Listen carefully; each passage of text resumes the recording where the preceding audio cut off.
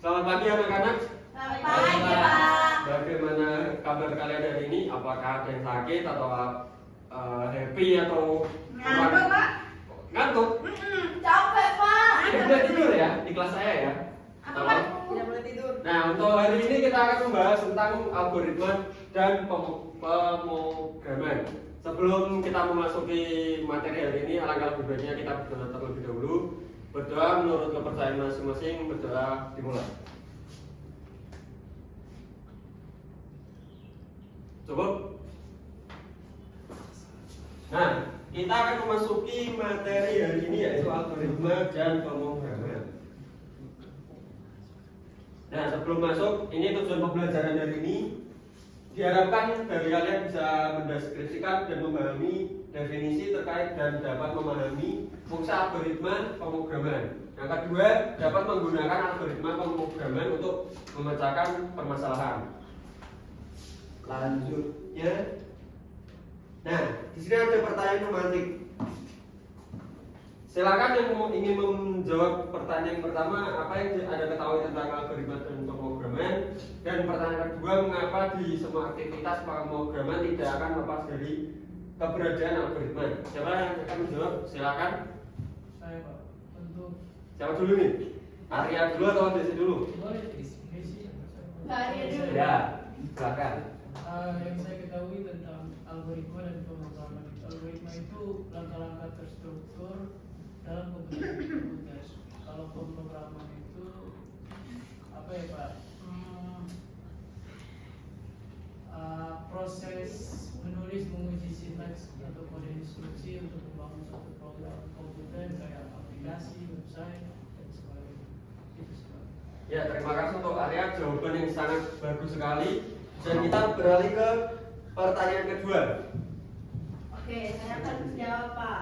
Untuk mengapa di semua aktivitas pemrograman tidak akan lepas dari keberadaan algoritma? Nah, itu karena semua program itu dibuat berdasarkan langkah-langkah yang logis. Nah, langkah-langkah logis itu adalah algoritma yang untuk menyelesaikan masalah.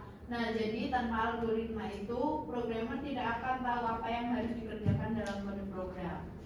Ya, terima kasih Desi dan Arya sudah menjawab pertanyaan sebelum kita memasuki materi yang pertama ini. Nah, selanjutnya ini ada penjelasan tentang algoritma dan pemrograman. Nah, secara tunggal algoritma memang erat kaitannya dengan matematika dan ilmu komputer. Sedangkan algoritma pemrograman adalah dasar atau fondasi suatu program pada komputer berupa langkah sistematis dalam menyelesaikan masalah. Nah, algoritma pemrograman berfungsi sebagai landasan bagi program, layanan atau aplikasi di komputer. Dengan kata lain, algoritma pemrograman itu bisa dibuat untuk membuat aplikasi, dibuat untuk menghitung, ya, dibuat menghitung angka-angka bisa, dan membuat segala data. Dan algoritma pemrograman dapat memandu program komputer tentang bagaimana cara menjalankan tugas secara efisien dan akurat. Selanjutnya, nah, di sini ada penulisan algoritma dan pemrograman. Berikut ini merupakan contoh penulisan algoritma dan pemrograman, yaitu, nah, di sini ada pseudocode. Nah, sebelum kita memasuki contoh penulisannya, di sini ada penjelasannya dulu. Tipe pseudocode yang penulisan algoritma pemrogramannya dengan bahasa instruksi komputer atau disebut dengan bahasa pemrograman. Pseudocode sendiri diartikan sebagai tiruan atau imitasi dari kode bahasa pemrograman. Dengan algoritma pemrograman bentuk pseudocode, programmer akan menentukan masalah yang harus dipecahkan oleh sintaks dengan sintaks. Nah, di sini kita memasuki contoh penulisannya.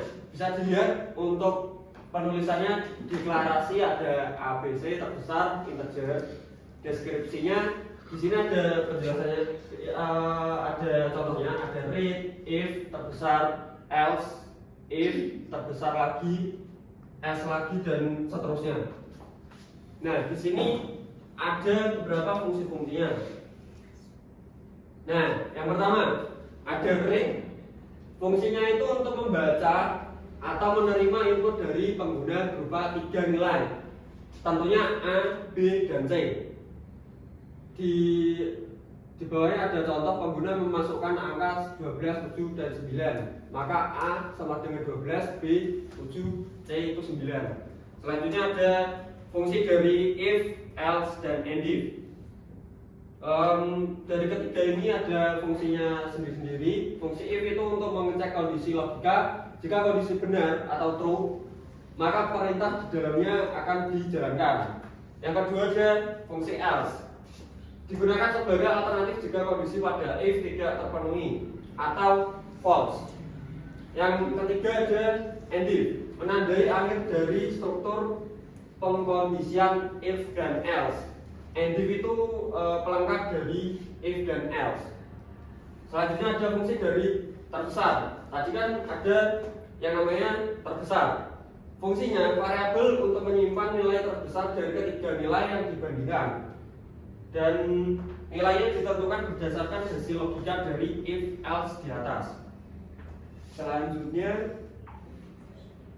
nah di sini selanjutnya ada fungsi dari write, write dan write. Write itu fungsinya untuk menampilkan atau mencetak hasil nilai terbesar ke layar atau output. Bisa dibilang write itu menampilkan hasil dari kode-kode yang sudah ditulis tadi. Kita lanjut. Nah, penulisan algoritma pemrograman pseudocode bisa disesuaikan dengan bahasa pemrograman yang dipakai. Misalnya dengan bahasa C atau yang lainnya. Nah, di sini ada fungsi algoritma dan pemrograman. Di sini ada beberapa fungsi dari algoritma dan pemrograman. Yang pertama ada efisiensi, konsistensi, terus ada skalabilitas, ada otomatisasi, dan ada standarisasi. Nah, di sini saya akan menjelaskan penjelasan yang fungsi yang pertama, efisiensi. Algoritma dapat melakukan tugas dengan cepat dan akurat. Hal itu membuat algoritma menjadi alat penting untuk menyelesaikan tugas yang memerlukan banyak perhitungan atau pemrosesan data. Algoritma bisa dibilang membuat pekerjaan kita lebih cepat dan lebih singkat. Ketika kita harus menghitung satu persatu, jadi kan nanti kan lama. Nah, yang kedua ada konsistensi. Konsistensi berfungsi untuk algoritma dapat diulang dan memberikan hasil yang konsisten setiap kali dijalankan. Hal ini penting ketika berhadapan dengan data dalam jumlah besar atau proses yang kompleks. Nah, selanjutnya ini tadi ada skalabilitas, otomatisasi, dan standarisasi. Mungkin ini fungsi selanjutnya bisa kalian baca sendiri di materinya itu sudah saya share di grup juga, bisa kalian buka di grup WA.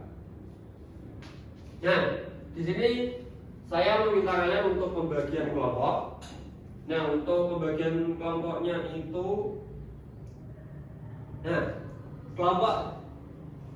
untuk kelompok itu mau diacak atau memilih sendiri? Bagaimana? Mau dipilih atau memilih sendiri saja? Sendiri, Pak. Oke, jika mau memilih sendiri, satu kelompok itu mempunyai maksimal 4 orang. Tidak boleh lebih ya, tidak boleh 5 atau 10. Tidak boleh. Maksimal 4 saja.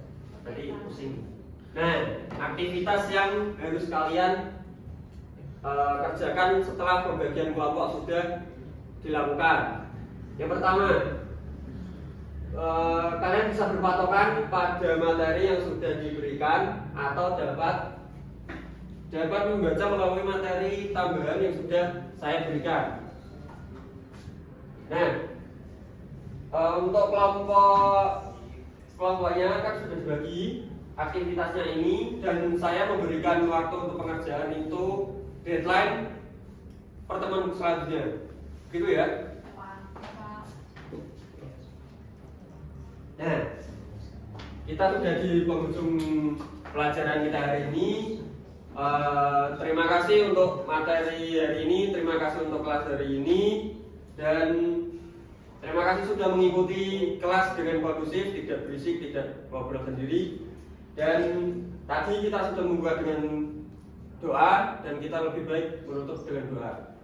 Berdoa menurut kepercayaan masing-masing, berdoa mulai. Cukup? Terima kasih anak-anak. Terima kasih, Pak.